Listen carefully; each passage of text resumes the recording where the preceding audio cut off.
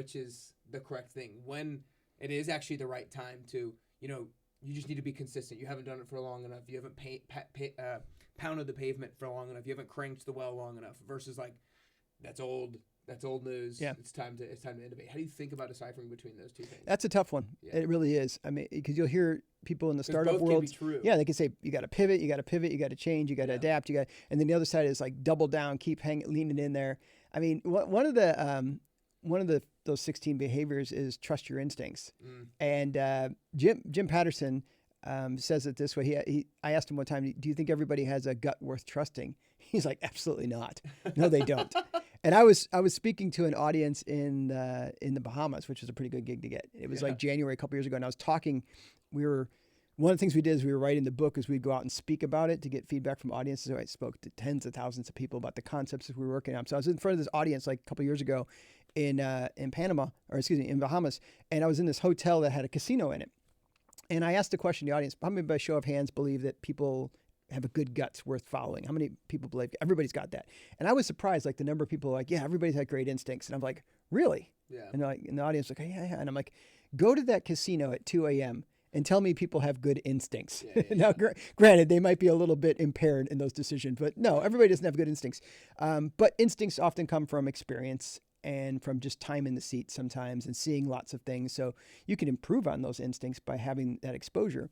But at the end of the day, sometimes you just have to realize, like, maybe I'm not the right one, so I need to go talk to other people. So should I pivot or double down on a strategy? Sometimes it's what your instincts telling you. Sometimes you bring in some smart people and you share it with them and say, what do you think? And you mentioned like going to church. I mean, there's a lot of value in thinking individually about what you want to do, but then there's also community, and community can give you some good insight into what needs to be done. And so it comes down to a lot of like, where are you trying to go? Where do you see the opportunity? Are you seeing something that maybe you just feel like other people aren't saying? What do you see to be true at that moment about business or about the opportunity? And you have to kind of trust your instincts, have some good people around you. And then what you don't want to do though, I believe, is you don't want to go, I'm going to pull back and I'm going to step in. I'm going to pull back and I'm going to step in. Because that's the real trick. I taught strategy for a long time at Vanderbilt, and strategy is all about decisions, and our lives are all about decisions. And when you try to straddle everything, you do nothing well. Yeah. And that's just, it's true. It's totally. It's law of diminishing returns, as we would say, right? I know for sure. I know for me, has been over the years. I feel like I've gotten better at it the last couple of years as an entrepreneur. So sometimes my biggest struggle, the shiny object syndrome, like, ooh, let's go do that a little bit. And then like, oh, that would be awesome. Let's go do that a little bit. And continuing to jump from one thing to the next. And me, who's just kind of like a positive, like, everything sounds cool, everything sounds fun, would like jump. But like you said, you have to focus on something for a while to know whether or not it's going to move the needle or whether or not it's going to work. And then to go back on the relying on your gut or trusting your gut and your instinct thing, I do think the trying to assess what's behind the gut instinct is important. And a couple examples real quick. So I told you my wife and I bought this house back in December.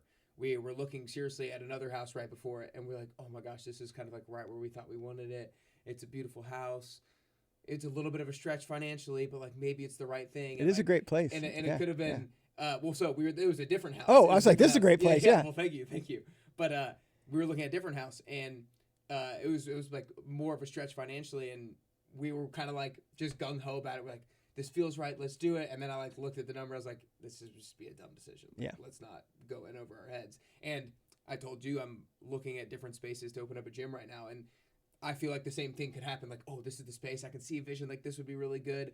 And I guess my point is sometimes I feel like what we think might be our gut instinct might be more an emotional decision rather than something super rational. And sometimes we need to go back and think more rationally about where's our gut instinct coming from. Yeah, there's people say sometimes, I'm not my emotions, but man, we are a lot. Our emotions are a big deal.